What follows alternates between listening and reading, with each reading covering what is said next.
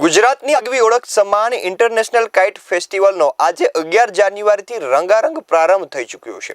Ahmedabad riverfront પર યોજાઈ રહેલા પતંગ ઉત્સવનો મુખ્યમંત્રી ભૂપેન્દ્ર પટેલના હસ્તે ખુલ્લો મૂકવામાં આવ્યો હતો। ત્યારે મુખ્યમંત્રીએ પણ પતંગ પર હાથ અજમાવ્યો હતો।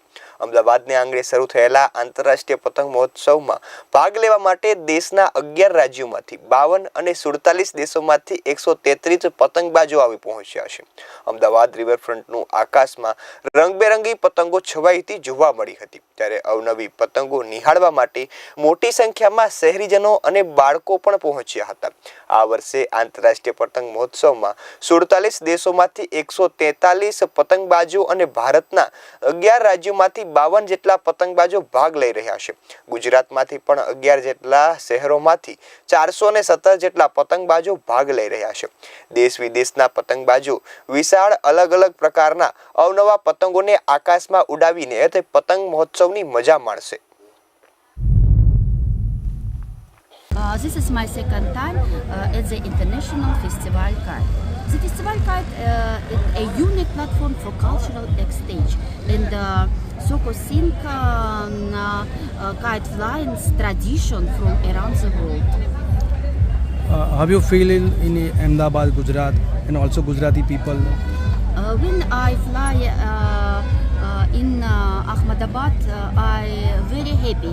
I see my friend with world. I study kite tradition in another country. When I fly my city, I work teacher and study my small children. We with my children do kite, big kite, small. This is very famous for children. ખાસ કરીને ઉત્તરાયણના પર્વમાં જે પતંગ ઉત્સવ છે એ ઉત્સવ ઉજવવો જોઈએ। સાથે સાથે જે ખાસ કરીને પક્ષીઓ છે, બોલ પક્ષીઓ, એના માટે આપણું રાજ્ય તો પહેલેથી સંવેદનશીલ છે।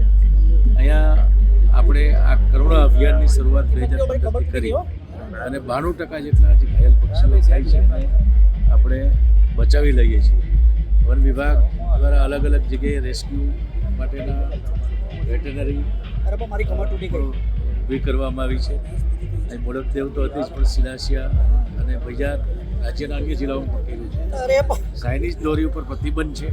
આપણે વારંવાર અપીલ કરીએ છીએ કે પતંગબાજો ખૂબ ઉત્સાહપૂર્ણ રીતે ઉત્તરાયણનું આ પર્વ ઉજવે, પણ ખાસ કરીને વહેલી સવારે અને સાંજે જ્યારે પક્ષીઓને વિહરવાનો સમય હોય એ સમયે ખાસ કરીને પતંગમાં કોઈ બોલ જે પક્ષી છે, પશુ પક્ષી એને કોઈ ઈજા ન થાય એનું ખાસ ધ્યાન રાખવું જોઈએ।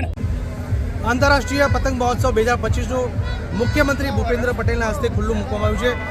સાબરમતી રિવરફ્રન્ટ પર જે રીતે આપ જોઈ શકો છો કે હાલમાં જે પતંગ મહોત્સવની શરૂઆત થઈ ગઈ છે।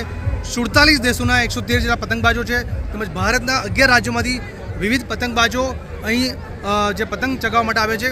ખાસ કરીને 11, 12, 13 અને 14 જાન્યુઆરીએ જે આંતરરાષ્ટ્રીય પતંગ મહોત્સવ યોજાવા જઈ રહ્યો છે, તેમજ જે પતંગ મહોત્સવમાં અલગ અલગ પતંગો પણ આપ જોઈ શકો છો।